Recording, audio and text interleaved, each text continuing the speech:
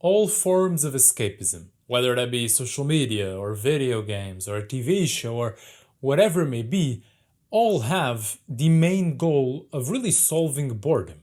So the people that are interacting with it, when you're interacting with it, for the most part, it is because you're bored. And the faster paced this entertainment is, so if we go from, let's say, a movie to a TV show to then a YouTube video to the shortest of scrolling reels or TikTok, the shorter it is, the more the aim is just to solve boredom. Because if you have a movie you want to see, maybe you really are interested in the movie. But when you scroll, you don't even know what you're going to get. So you're not even choosing what you watch, and it really is to solve boredom. The problem with this, the main reason for this video is that I don't believe boredom should have ever been considered a problem to solve.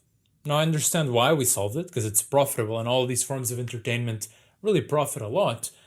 But boredom itself, and the act of being boredom, is perhaps the closest thing we have of a magic pill to solve our lives and to solve the problems of our lives. Because I feel like nowadays we always fall in the trap of believing that with enough AI tools and pros and cons lists and analytical logical thought, we're going to be able to whatever problem we have, especially the ones about meaning, about purpose, that we're going to be able to solve them. And if I just sit down there for long enough, putting numbers and whatever and calculations into the documents, I'm going to get a conclusion. And I'm going to be able to finally decide this is the path I want to follow. This was what's missing from my life. But things don't work like that. Because similar to how if you were to explain to me how you do an athletic movement, like shooting a three-pointer or kicking a football, whatever it may be, there's more beyond the logical. And at its very core, when it boils down to it, to do it, and I ask you how do you do it, you're going to be forced to say, well, I just do it. How do I move my arm up and down, or my leg, or my eyes? I just do. I can logic my way around it after and explain what is happening, but when I do it, I can't explain it. And I can't explain how does the brain to muscle connection work when doing it. You just do. You move, you look, you understand. It just happens. In this regard, the problems of purpose in our lives and of deciding what we want to do and figuring these emotional and whatnot problems works in a similar fashion. That at some point things just feel right and just feels like this is the right path to take, or it feels like that's what I should do or I shouldn't do, or that it was the right decision. It is beyond logic.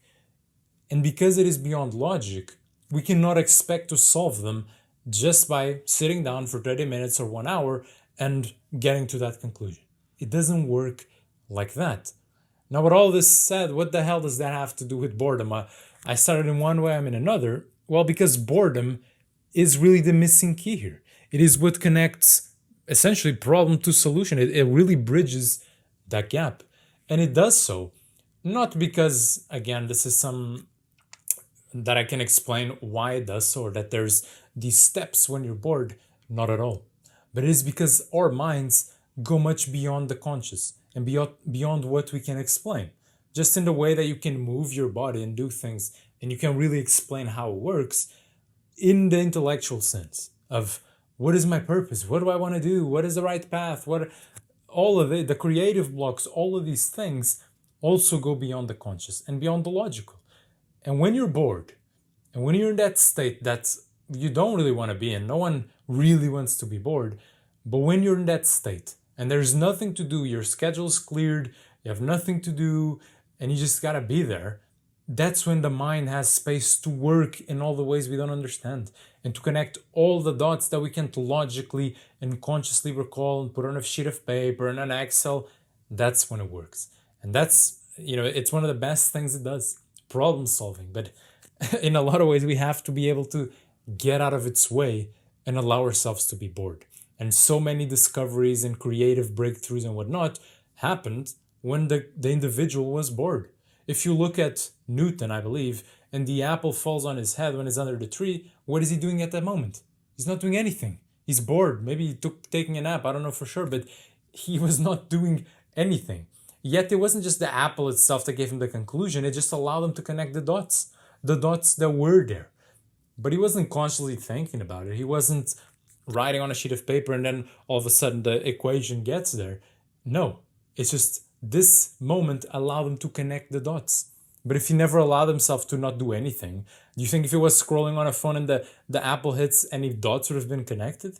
Of course not. It would just been like, what the fuck, continue scrolling.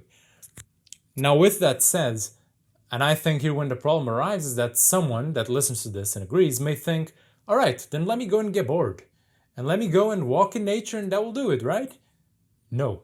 Because being bored, even though that's very good, and we should have more moments of stillness, being bored is never a choice. You cannot choose to be bored because then you're not bored. Because boredom essentially implies that there's it's not a contrast, what's the right word? There's a misalignment of what you want and what reality is giving it to you. Because to be bored means I want to be entertained and I'm not. And when I'm in that state, I don't want to be in that state because fundamentally I want to be entertained or engaged or doing something.